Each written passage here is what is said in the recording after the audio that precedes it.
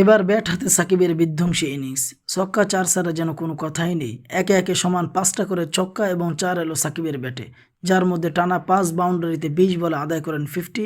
মোটে 26 বলের ইনিংসে 234 স্ট্রাইক রেটে খেললেন 61 রানের এক দানবীয় ইনিংস, যেখানে প্রতিটি শটই ছিল দেখার মতো।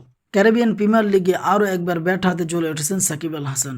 এবার দারুণ এক 50 হাঁকিয়েছেন টাইগার অলরাউন্ডার। 26 বলে 61 রানের ইনিংস খেলে নিজ দল অ্যান্টিগা অ্যান্ড বারবুডা ফ্যালকনসকে লড়াকু পুঁজি এনে দিয়েছেন সাকিব।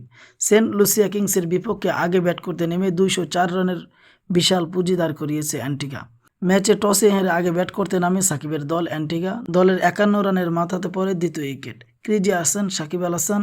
শুরুতে কিছুটা দেখে শুনে খেলেছেন সাকিব, সুযোগ বুঝে বের করেছেন বাউন্ডারি। সময়ের সাথে সাথে ক্রিজে জমে যান সাকিব। আরেক প্রান্তে তার সাথে টিকে যান আমির জঙ্গু। আমির এবং সাকিবের জুটিতে ভর করে এগোতে থাকে অ্যান্টিগার ইনিংস। একের পর এক ইনিংসে দলের রান বাড়িয়েছে দুজন।